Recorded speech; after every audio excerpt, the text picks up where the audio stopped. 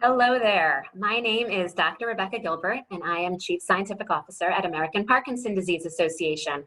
Thank you so much for joining us today for our Dr. Gilbert host series, during which we are conversing with experts on Parkinson's disease to explore topics that are of interest to our Parkinson's disease community.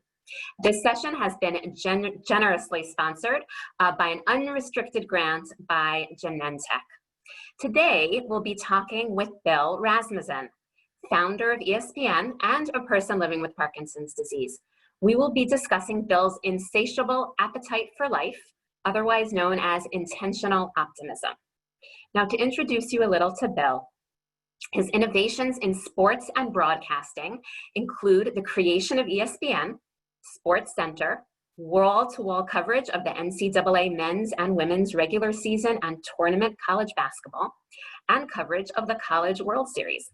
Bill was also diagnosed with Parkinson's disease in 2014, and since then, his goal has been to spread his enthusiasm for life and his message of never give up.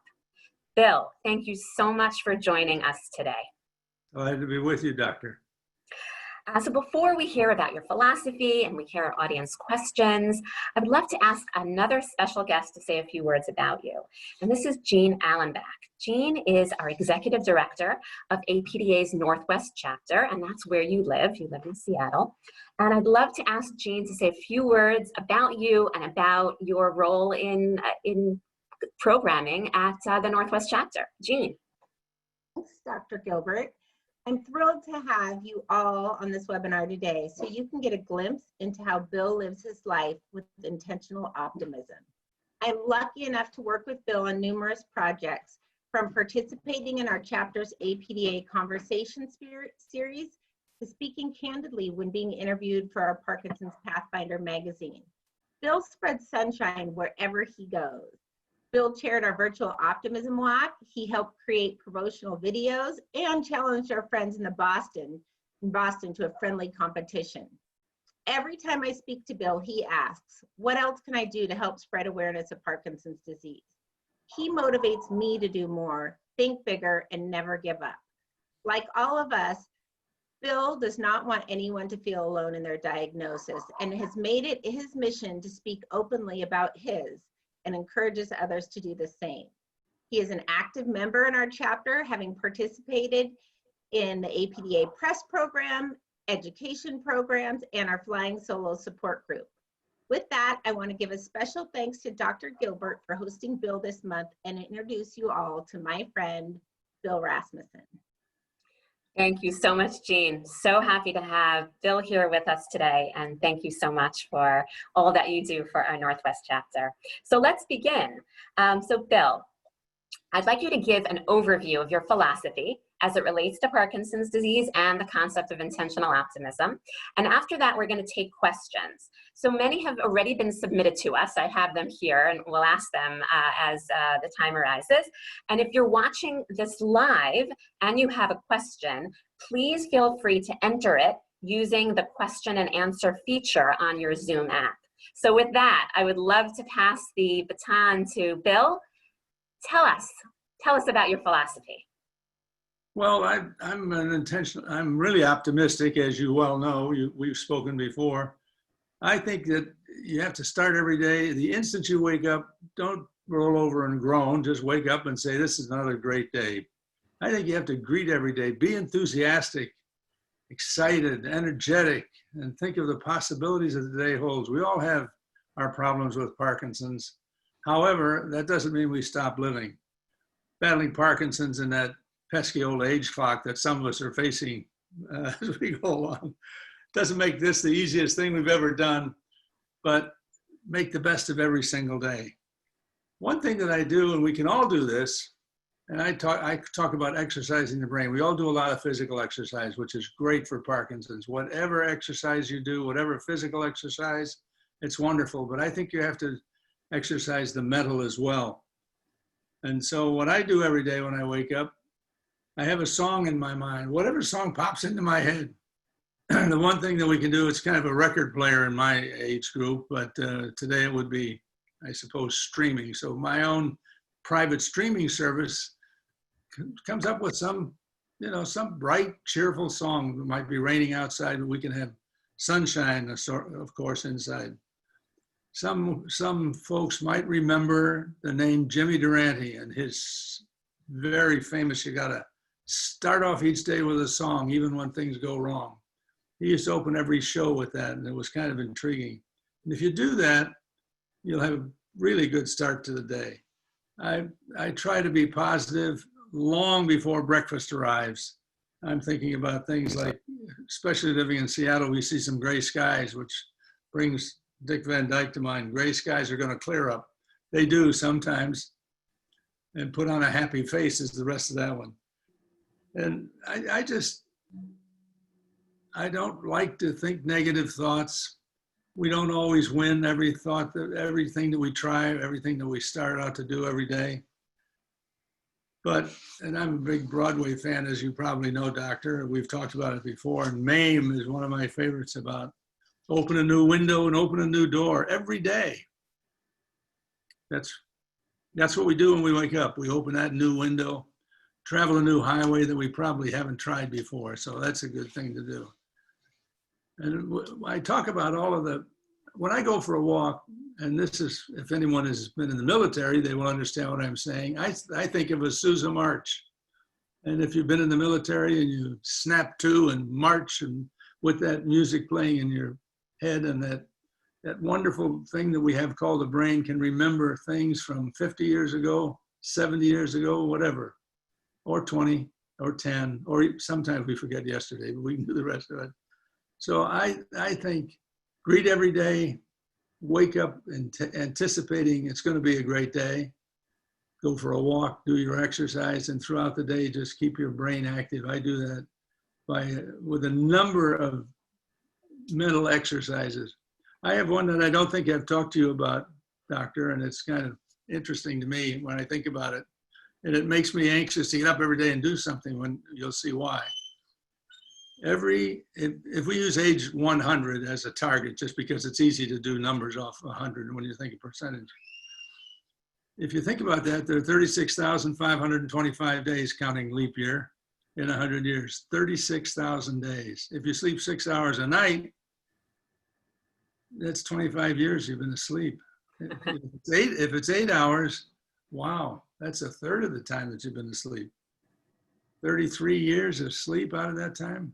Just imagine, with all that rest, shouldn't you be able to jump out of bed, whistle a happy tune, and get into the day's work with a smile on your face and a bright thought in your mind, and say hello. People come up to me sometimes and say, how are you feeling today? Or good morning, how are you? Or whatever it might be. And I frequently say, if I was any better, the world couldn't stand me.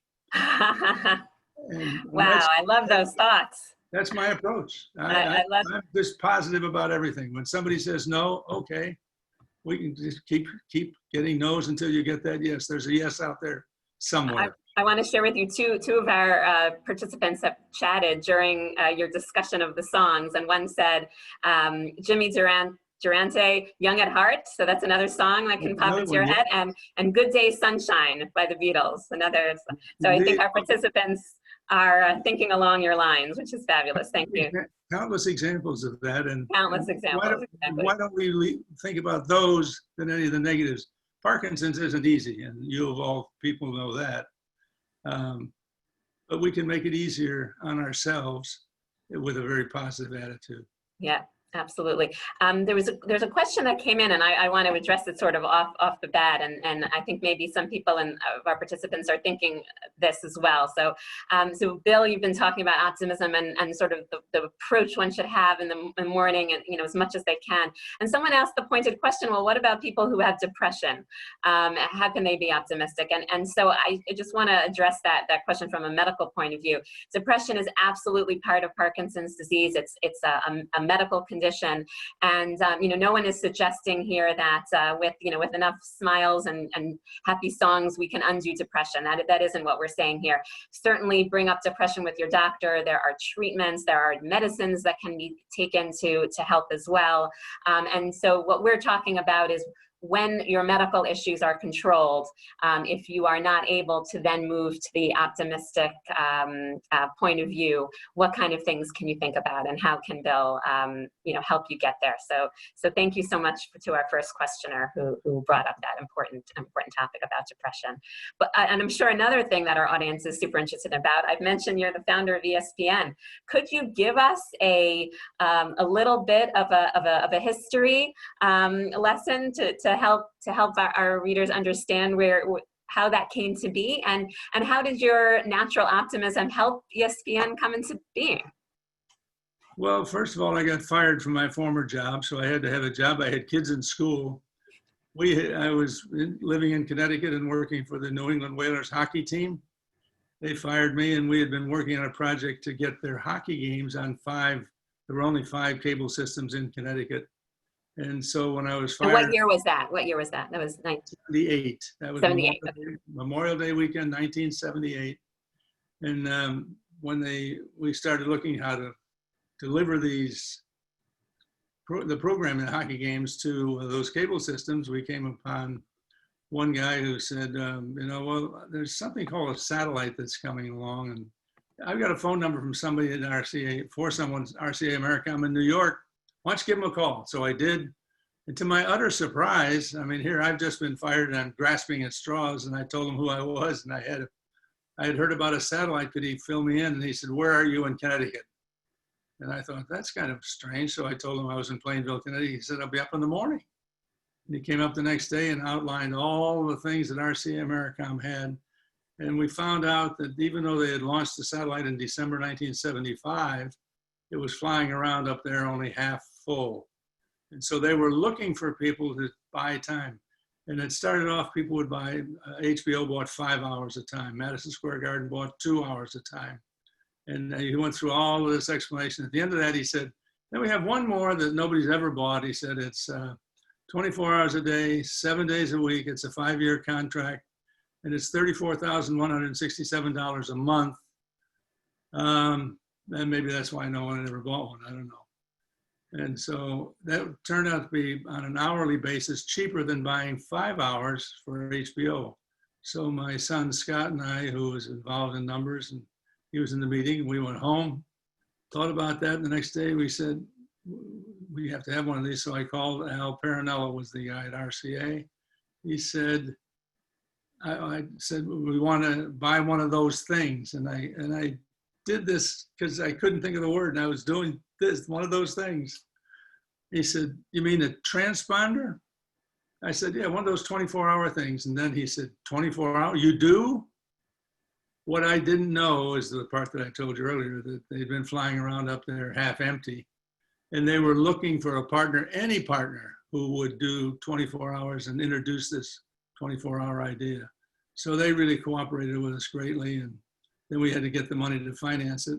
I'm often asked directly, how did you finance that? And it's a really easy answer. $9,000 credit card cash advance and $145 million from Getty Oil. Oh, wow. And we just believed, I've been involved in sports all my life, and I believe that there were sports fans who wanted to see their kids play, their former school play, the Yankees, if they're a New Yorker. Yeah, Yankees. Yeah, and certainly that's what happened, because everybody quickly came to ESPN. We were the first 24-hour network and devoted strictly to sports. The biggest thing we had to overcome was people saying, there aren't enough sports in the world to televise 24 hours a day. Last year in 2019, out of 8,760 hours every year, ESPN does nothing but sports. That's what it takes to 1 year. Last year alone, they did 83,341 hours of sports, which is the equivalent of about 9.5 years of live sports in one calendar year. So those folks who said there's not enough sports to be televising 24 hours a day, they missed the mark, and ESPN is here. And you knew that someone was missing an opportunity. I just thought there are fans like me all around the country. And we used to say, doesn't make any difference, north, south, east, west, young, old, male, poor, rich, male or female, rich or poor, it didn't make any difference. If you're a fan, you're a fan, and that's all ESPN does. They have the shortest mission statement, I think, that I've ever seen. To serve sports fans anytime, anywhere. That's it. And they do that on all 7 continents around the world. Fantastic. What a story. What a story. Thank you so much for sharing that, putting your story in context. So we have a couple of questions that to start discussing your situation with Parkinson's disease. Mm-hmm. And a lot of people have asked about your family. So how do you can be optimistic, but how do you get that optimism to be shared by your family and friends who may be worried about you or may sort of want to bring you down? What's your suggestion there? As you might suspect, my children are all optimistic, and my grandchildren are the same. And I'm now living in the Seattle area with my daughter and son-in-law and 2 granddaughters that are here. And they are probably the most protective of me that they possibly be. They're concerned that I eat properly, that I get my walk every day. I walk several times a day, and they do everything they can to help me. They warn me about coming up a hill or watching for steps. They're very, very much aware of Parkinson's, and we talk about it freely with them. And if I'm having a bad day and maybe not walking with the same pace that I might, they say, come on, let's go for a walk, or let's do this, or what about it? So they are 100% supportive. And my daughter is a longtime nurse, over 30 years at the Swedish Medical Center here in Seattle. And she is a very optimistic person as well. And, if you believe something can be done a little better and make you feel a little better, I think you should say that. And they say that to me all the time. Come on, let's go. One day we got in the car and went for a ride because, with this pandemic, it's where can we go? And one of my granddaughters said, well, let's just go on a nostalgia ride. We'll go to some of the places we've been, like a local sandwich shop we visited, and we drove past her old school, and these kind of. So they're very, very supportive, and I really, really appreciate it. Fantastic. I have a great question coming in from Stuart, and I'm sure many people listening are going to sort of empathize with this question. When I mention, this is our listener talking, when I mention to someone that I have PD, they respond in a sympathetic tone like I'm going to die in the next month. How do I respond to such a person? How do I get a person to not think that way about PD and about me? Well, I'm really happy to hear that question, because that's what I right from the beginning, I began during the diagnosis, I said, what can I do? And he said, you're going to be fine. He said, we can manage this. And I started talking to people, and they almost turn away and they don't want to hear anything about it. And I think that's wrong. I think we should talk about it in a very positive way. Awareness is the best. In sunshine, they talk about sunshine laws in various states. Well, I think we should have a sunshine law for Parkinson's. We should talk about it. We should encourage research. We should participate in research. And I think that anyone who has it should not be, there's no embarrassment. It's like, you have Parkinson's, okay. Well, what do you do about it? Well, I walk, and I do this and I do that, and I take medication. I think if you let yourself be overwhelmed by this kind of negative thinking or embarrassment, I think some people might be embarrassed. They don't want to talk about it. I don't think that's the right way to approach it. I think we should spread the word as far and as vibrantly as we can, and keep the thoughts alive that we will someday have a cure. There's nothing like optimism and looking to the future and saying, we're going to get there someday, whatever that might be. It's like the little boy or little girl growing up, and they want to play whatever the sport might be, and one day they get there, and then one day they're a star, and then one day they're retired and they have kids, and their kids are looking up their dad or mom's records. Got to plunge in, and this APDA, Parkinson's, and the work that APDA is doing it should be in the sunshine. I want to tell everybody I possibly can, and I start off many times meeting someone so that I put them at ease. You know, if you see my handshake, don't worry, I have Parkinson's. I know all about that. And be upfront. Yeah, I mean, that actually reminds me of a story that you told where you thought you were hiding your tremor, and then you Yeah. saw a video of yourself, and your tremor was clear, and you realized, why don't you tell the story? You sort of realized there was no point in trying to hide it. Yeah, I was speaking at a university, and the tremor in my left hand had started. And then I would put it in my pocket, and I would put it under the lectern and so on. I had done it a couple of times before, and I didn't see any video. But this one, they sent me a video, and I said, when I saw it, I said, wow, look at that. Nobody said anything to me, though, which surprised me. Nobody said, gee, are you aware your left hand is shaking? Are you whatever? And I did a book signing after that, and my hand was shaking. Nobody said anything. It was like they were embarrassed. No one should be embarrassed. It's just the way it is, you know. I'm very upfront about it with wherever I go, and I have given several speeches to various colleges and universities and business organizations, and I tell them so that they don't even worry about it. And now I announce it right up front. I have Parkinson's, and it's like I'm bald. Okay. Right. Here it is. My hand shaking. My hand shaking. I have Parkinson's. That's okay. I'm still the same guy. Excellent. Someone asked a great question here. So you gave a fascinating account of ESPN, and your account reveals your amazing memory of numbers and facts. Do you have any ideas of what might be supporting that memory? How is your memory so good? What are your tips? You know, from the earliest time that I can remember, all the way back in grade school, we had little yellow pads and we were writing on things. I've always been fascinated with numbers.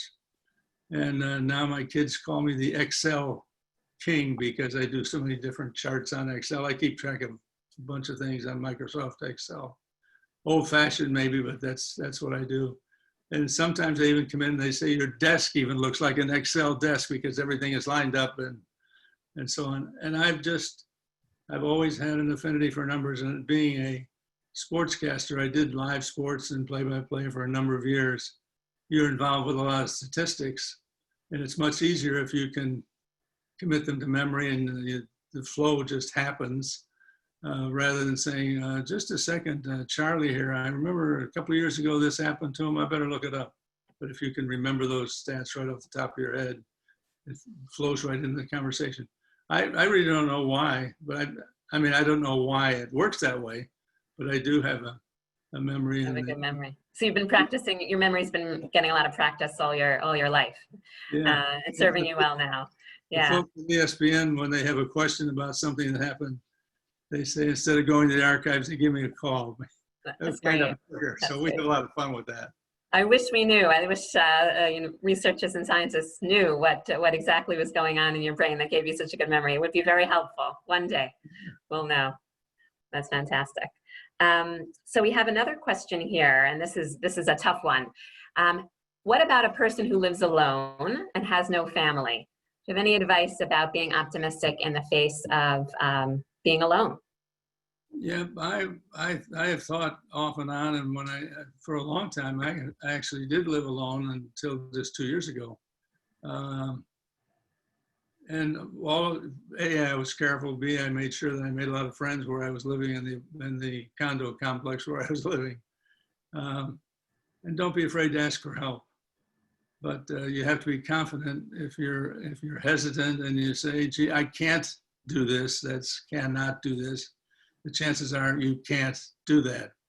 But I'm, even today, and even this weekend, as we were moving some things around here in my office area, my quote office area, I was thinking, you know, I can probably go, because I was telling my daughter, I could probably go, you know, live at one of those apartments that we were talking about. She said, no, you're not going to go. Don't talk that way. But I think that I can. But if it's really a physical impossibility, it really is good to, if you're living alone, you have to really be very careful. I had to do that, as I fell a couple of times, and now I haven't, for 3 years now, I haven't fallen. So now you're living with your daughter. So that's I'm here. I've been here now for 2 years. great. That's nice. And I get to walk the neighborhood streets. I'm like the Pied Piper. When the school bus arrives, all the kids say, "Hi, Bill." You know, I know them all now. I've walked around enough. So it sounds like when you were alone, you found company, you found people to Yeah. be with you, and then of course you're lucky enough to be able to live with family. So Yeah. that's the two sides of it. Well, I still want to travel, and I can't travel now, of course, with what's happening medically with the pandemic. But I have given any number of speeches with the shaky hand and so on.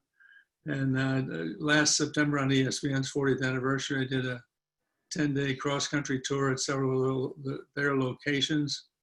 We talked about 40 years ago and so on. And it was kind of fun. The employees would come up. The current president said, you know, I was 10 years old sneaking down the basement and watching SportsCenter when I shouldn't, and my dad caught me back in, you know, when it started. And everybody has a different story and along the way, but I was able to travel and without any difficulty.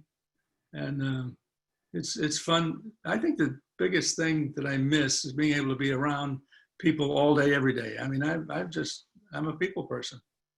And if you're suffering from Parkinson's and you kind of put yourself in hiding, that's not a good thing.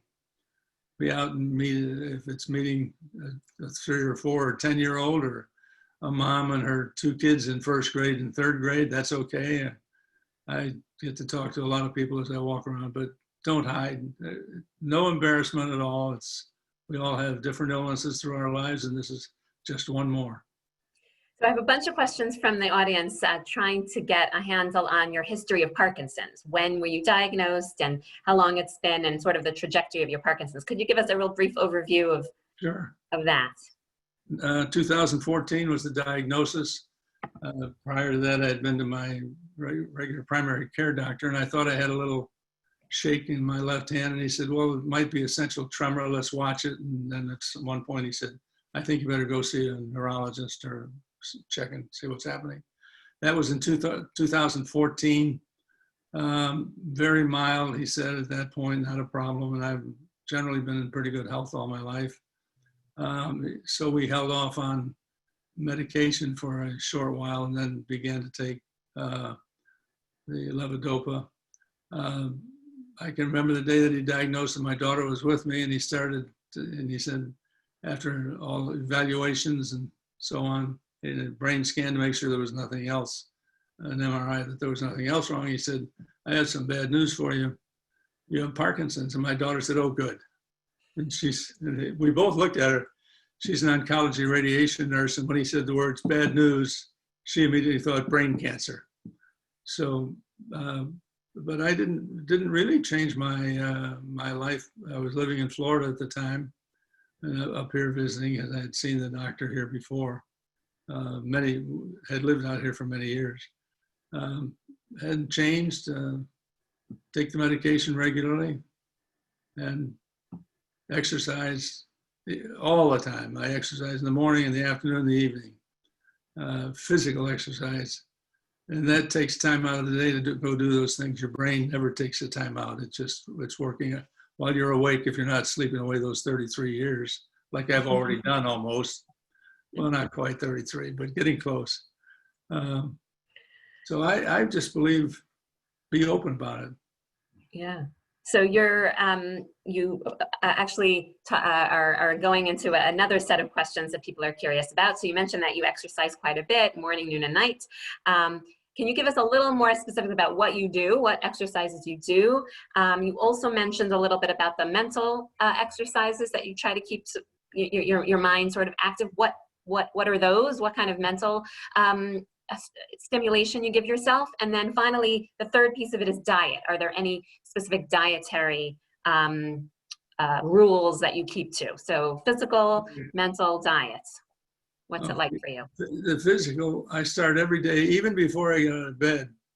I start exercising my legs, trying to get my knee back to my shoulder, my legs up straight, whatever, to try and stretch all the muscles that I possibly can.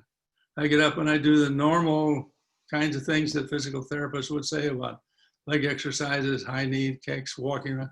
One thing that I do, and I had some back surgery back in the 1990s, and one of the rehab things that they had me do was walk around the room. I had to make a complete circle of the room on my toes, walking on your toes, and then walk on your heels, which is really tough to do if you go a long way.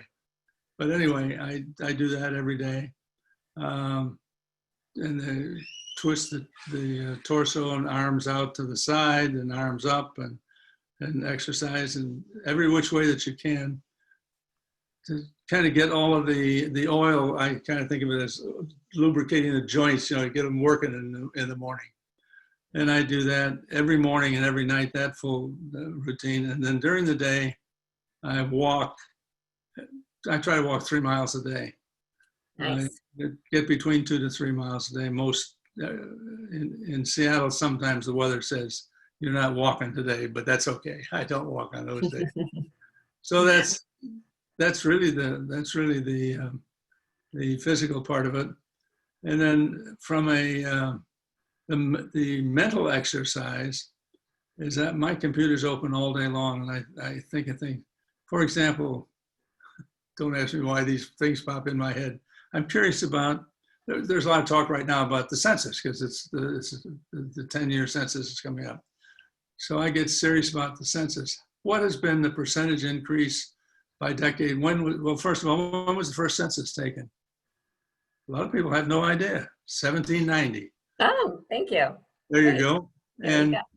From 1790 to 2010, only one decade, only one, has had less than a 10% growth. And Wow. that's the 1930s. Guess who was born in the 1930s? So, does that mean anything? Does that win me any contest? Does that add to the well-being of the world? Probably not, but it's an exercise. So I had to Keeps go. your mind active. Then I put all the numbers in, then I start to figure out the percentages. Those kinds of things, Give yourself challenges. It's a challenge. It's purely an exercise. It's a mental exercise. And you're working on a book, correct? Yes, indeed. And it's about the 10 decades. I've actually completed the cycle now. I've kind of, in baseball, you hit for the cycle if you have a single, double, home run, a triple, and home run in the same game. Well, I started in the 30s. Now I'm all the way around here. I'm in the 20s. Nice. So I'm kind of doing it in 10-year Got lumps. it. And it talks about sports history. It talks about life. It talks about, what was going on in the country, major events. It's going to be a fun book. I mean, it's been Nice. fun to work on. Excellent. And And you're 87 now, correct? Yes, Just to give 88 people- in October. 80 in October. Wow. Okay. So that's where the different decades come in. Fantastic. Yeah, and another 12 years will make that 100 that I was talking about. Fantastic. That's Everybody, I told everybody at that ESPN round tour, wherever I stopped, that I invited them back to the 50th anniversary, because I said, I plan to be there in 1997. Are you going to be here? And I got a laugh everywhere I went, and some of them said, "You bet I will." So they retain a lot of the employees stay there for their entire career. So I probably will see some. Probably will. That's a positive statement. I'm going to be there in 97. I just said it again. There you go. So I have a couple questions from the audience relating to your work with audiences and travel. And they're both really good questions. One is, when you're giving a speech, do you find that your tremor gets worse? And if so, do you have any tips to kind of calm yourself down when you're giving a speech? And the other question about your work is, do you have inconsistencies in how your Parkinson's disease symptoms are? So, one day would be better or worse. And if that happens, how do you handle that when you're traveling? Well, answering the second one first, yes, everybody has an up or down day.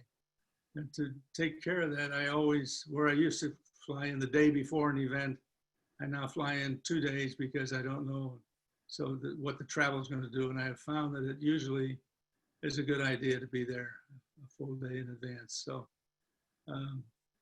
that takes care of that one, and it just makes it easier. As for the other one, I don't have any particular tricks. It's really interesting what the brain does. It kind of, I don't know, you're the doctor and you can explain it to me, I'm sure. I would love But, to. when I'm speaking, I don't really think about it. And I'm going on and I've got slides and videos and all kinds of things, and I'm locked in. And it's interesting, the question, if you take that, I used to play golf a lot, and I thought, well, I can't play golf anymore because my fingers are shaking and so on. We had a golf tournament here last August, just about a year ago. And Chris Berman was out here and he was playing in this event. And he said, come on, ride along with me. You can putt for me. And I said, I haven't played golf. And he said, come up here. And so I put a putter in my brain memory. As soon as the putter was in my hands, there was absolutely no shaking. Over the ball, I was as steady as I'd ever been. And I asked the neurologist about that. And he said, there are some, what was the phrase they used? It's a muscle memory, basically a brain memory for that particular thing. And because I had cultivated that over 50 or 60 years, that's kind of built into your muscle structure, and your brain says, okay, putt, your fingers stop. So my fingers don't shake at all. And I was able to putt the same way that I always was. Fantastic. I don't want to swing in a golf club and play golf because I might, twist myself out of balance and fall flat on my face, and that'd be embarrassing in a golf course, and not a good idea. But I think if you get yourself into the mindset and you focus, it's 100% focus. The speech comes off. I never have used notes. I use slides and video and so on, and I know the order that they're going to be used, and that's just the way it is. Right, so you're very lucky. You're obviously quite a proficient public speaker. So not everybody has that natural talent. So that's definitely helping you. And I think another very important lesson that you're saying is you prepare. You don't sort of leave things to chance. So that element of the nerves, you take care of. You come a couple of days in advance. You actually prepare to make things go as smoothly as possible. So I think that's a great point. It may look like everything's just, working smoothly, but you've actually really worked at it to make it go so smoothly. When somebody says, here's Bill, in effect, whatever they say, I've done a lot of work before then because I know exactly how it's going to go. And if you do enough of them and they're in the same genre, like all the colleges, virtually every school, they always ask the same questions. That makes it really easy. Exactly. So you get kind of schooled in what they want you to say. So that's helpful too.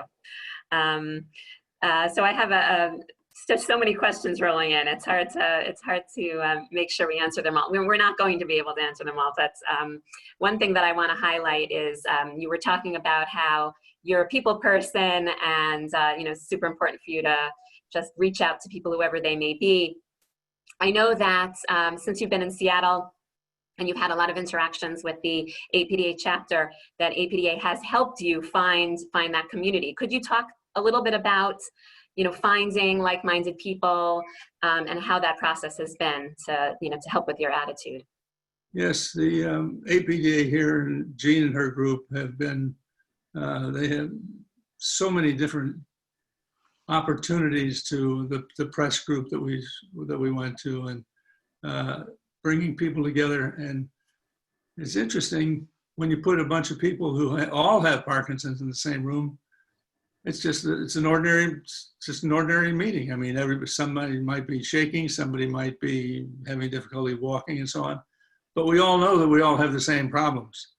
And we have one gentleman who has been playing softball on the team, and he's into his 70s, and they won a tournament this year that he went off to Utah or Idaho to play or something. And it's really as many things that I can participate in. I've been to, I think, virtually all of them. My wife passed away many years ago, so I'm eligible, quote, eligible to attend the flying solo group. And it's fun. And of course, now we used to meet in the all together in one area here in the APDA offices, but now with the pandemic, we do it just the way we're doing this today. but it was fun. Some people bring cookies, and we have coffee, and you get to meet different people and different things. One young lady, of course, at my age, they're all young ladies. I mean, you got to remember that now, doctor. But she said, guess what? She has Parkinson's. And she said, oh, and I'm a Lyft driver. And I said, what? I mean, it just struck me as odd. But why should it? I mean, we're just normal people. I mean, right. We're teachers, we're doctors, we're Lyft drivers, we're, public speakers, whatever. Yeah. We just do the things. And I think the chapter is very, very active, and Jean and her staff have something going all the time. We just finished on Saturday. We had one of the flying solo groups, and we do it all now. I'm learning more about how to do Zoom from APDA than anything ever in the television business. Well, that's unexpected. That wasn't APDA's goal to teach the world how to use Zoom, but hey, it seems like we're doing that too. Your point about meeting different people and all sorts of people with Parkinson's. And so we have a question from somebody with young onset PD. So somebody who got PD early on in their life, sort of before the age of 50 in their 30s or 40s. Do you have any advice to somebody like that who, has Parkinson's at a completely different stage of life than you? And do you have any words of wisdom to such a person? I know two people very well. One is a writer, and one is was a teacher. And the writer, his young onset was at, I think he said 49 or 50. And he had great concern that any kind of medication for Parkinson's was a negative and would shorten his life. And I said, I don't, I'm not a doctor. I don't know, you'll have to ask medical advice on that. But I know that a lot of people, the medicine that you're talking about is one that millions of people have taken. And so I would ask the doctor why that explanation, or maybe seek a second opinion. I don't know. He was very serious. The other is a young lady who was a physical education teacher, developed young onset at her mid 40s, I think she said 45 or 46. And she turned around and decided to make it a life's work. She was teaching in physical education. She now has opened a couple of physical education, physical therapy studios, and does a very serious amount of work with Parkinson people coming in. And she has also reached out and is trying to talk to different people about possible solutions, possible research that her groups can be involved in. And she's come up with some interesting things we talk about every other week. And she actually flew out here. They live in Connecticut, and she and her husband flew out here to chat with me. We had a nice breakfast brunch one day, and we've been connecting on the phone and by Zoom ever since. And I just think young onset is the same as the rest of us. That's the message. It's the same symptoms. So let's learn from each other. And as you know, Michael J. Fox is a very visible young onset. And I think he developed it at age 29 or something, and he's still going. Yeah. Absolutely. So I want to address one thing because it's coming up again and again in the questions, and I know people will be very disappointed if we don't get to it, and that is diet. So about 3 or 4 questions are, what is your diet? Any specific diet tips that you could share with us? Ice cream and all kinds of. No, I first of all, and this is not condemnation of anything. I don't drink any alcoholic beverages, nor have I for the last 40 years. I eat a lot of fruit. I don't quite make the apple a day, but I have a banana out virtually every day. But I eat all different fruit: grapes, banana, apples, strawberries, any kind of fruit that I can find. Salads are okay. I'm not big on salads. You're supposed to be, I guess. I'm not quite big on that. But the 2 things are, I don't gorge myself. I mean, I eat a reasonable quantity. And with my daughter being a nurse and her two daughters here helping, they cook a lot of really healthy meals for me. And we have, living in Seattle, we have a lot of fish, obviously, which is good. And other than that, it's pretty normal. If I go on a trip, I don't have to, things I have to stay away from are too many sweets and too many sugar. You might think I was kidding when I said, ice cream and chocolate and Oreos and all those things. I do have those probably more than I should, but sort of no specific formulations of anything that you take. You just healthy diet, moderation, sort of the basic rules. Sounds like all the basic things we're told all of our lives. Yeah. And we fall off the wagon, so to speak, every now and then, and we absolutely. do something. I think everybody does that. With delicious results, yes, absolutely. We have but, another question. Oh, I'm sorry. Go ahead. No, I was just going to say, just eat well and drinking a lot of water too. I drink water all the time, and I think that's very important. Great. Yeah, some really basic rules. Can't get away from the basics. I think we're going to take one last question, even though we have many more. So thank you so much for our participants for having the questions roll in, really good questions to try to, get some great information out of Bill. So our last one for the day, do you do any form of meditation to prepare your mind or body? Is that part of any of your routines? No, every now and then I fall asleep at the desk if I'm working on something. I don't think that counts as meditation, but no. I've never have. It's not part of your part of my makeup. No. I'm a simple guy from the south side of Chicago. That's all. Just grew up in the Depression, and I was in the fourth grade when World War II started on December 7th, 1941. So that's part of those 10 decades that I've been, and just a pretty normal guy. A pretty normal guy with a lot to teach us. So your lessons for Parkinson's disease for life, I would love to be able to summarize in a couple of lines everything you've shared with us today, but obviously that's going to be really hard because you have so much wisdom and so many excellent life lessons to share. So I really, really want to thank you for being with us today and giving us just a little brief hint about what you're like, what your thoughts are like, and how that helps you with your Parkinson's and how it can help our community. So really cannot thank you enough. Thank you. Well, thank you, because these are the kinds of things that make my life a lot of fun. Great. So we'll have to do it again. I guess that's the answer. There you go. I'll do it whenever you're ready, Doctor. Fantastic. So I want to just tell the audience that if you missed a part of this session or you want to share this session with someone else, we are recording this. We did get a couple questions about that. It will be available on our website at apdaparkinson.org in a couple of days. So check back and you'll be able to listen to it again and share the link.